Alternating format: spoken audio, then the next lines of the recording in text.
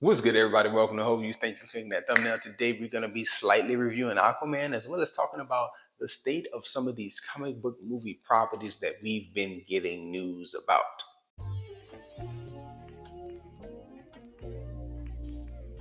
So I know I'm here to talk about Aquaman and I'm going to trash Aquaman pretty good. But before we get there, I want to open up and talk about Madam Web. So I never watched Madam Web in a theater. I'm not planning on watching Madam Web in any capacity where I have to pay money because my expectations for the movie are super low. Everyone that has seen it thus far says it's trash and it's horrible. And I feel like as a movie going audience, we should have saw that. And so I'm going to tie that point that I'm going to make here to Aquaman 2 as well. And so let's get to it.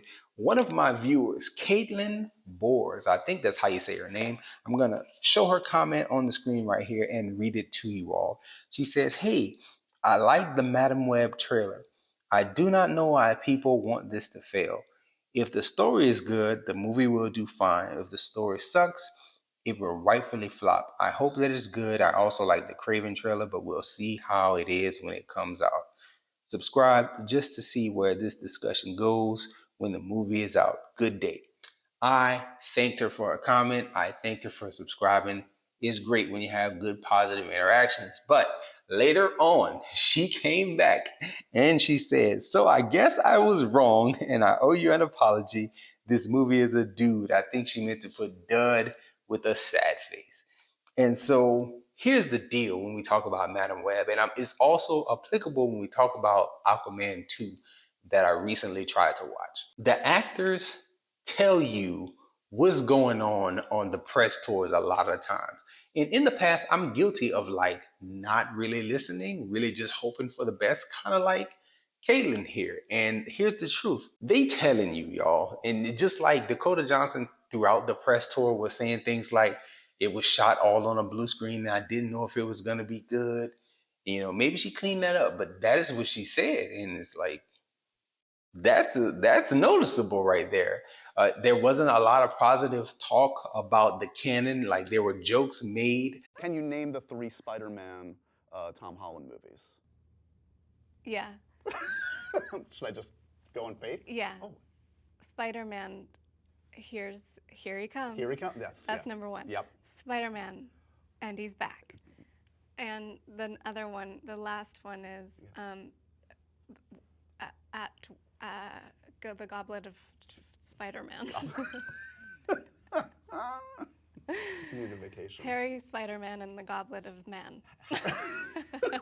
She didn't know Tom Holland's Spider-Man movies, and it's like, yo, that's source material. You are being like thrust into a universe, and you know nothing about the universe that you're being a part of.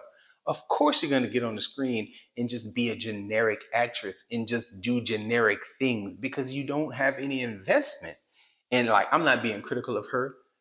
Actors get paid, they get direction. It's up to the director to ultimately make sure, hey, this is the vision that the studio asked me to come, bring to fruition. And they just didn't. And I knew that going in. Like I had high levels of confidence that this would not be good going in.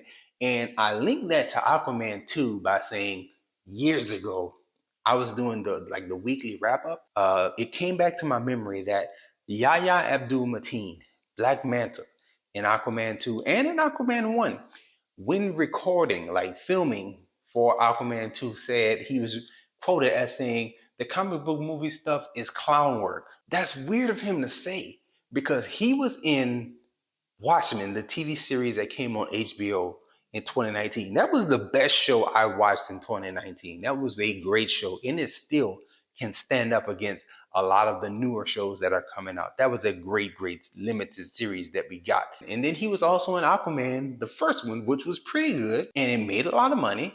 And you didn't hear any of this negativity coming out of the cast when doing press. And so to hear that during the production of Aquaman 2, I just thought like that's weird that he would say that. And I talked about it in a video. Maybe I'll link it somewhere on the screen. You might see a little bubble pop up, and that's a link to my original thoughts on that comment.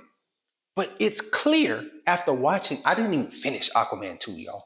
I did like 40 minutes, and that's all I could do. The dialogue, Black Manta in particular, his dialogue was so trash, just horrible, y'all. It's the first 5 minutes of the movie. I thought the first one was kind of cheesy, but it was okay. This one, in the first 5 minutes, it's so much more cheesier, and it seems intentional, and it's just not the direction that anyone wants to see this thing go. So they lost me in the beginning, and they did nothing as the movie progressed to get me back in and make me care about anything that took place. I got to watch this at my own leisure, right? And so I watched, and I found myself just looking at my phone, doing other things. And I knew things that were integral to the plot were happening. And I realized I don't want to see this. I don't think I can make myself sit through and watch all of this. And that very rarely happens. It's only like a handful of times that I've started watching a movie and just didn't finish it because it just wasn't good. The last one before Aquaman 2 had to be Heart of Stone. The was Gal Gadot movie that came on Netflix last year. Like I started 10 minutes, y'all. Like, oh man, this is so bland. This is so generic spy movie. Just not interesting. And so I shut it down on that too. And so I don't know what happened with Aquaman in the Lost Kingdom. I don't know what happened with the special trident, and I don't care. I think this is another point that I thought about making, and I do think it's important to mention that what happens in the news with these universes, people think that general audiences don't care. They do care. You can see it in the box office. And also, it makes fans, because I was a fan of the DCEU, Zack Snyder's vision and his casting. Like, I liked all that stuff. And so to see it get dismantled and this just be kind of thrown out there at the end, that's why I didn't go see it in theaters. And it just took all of my anticipation away from watching the film. So, yeah, the dialogue was trash. The story seemed incredibly convoluted and just a jumbled mess.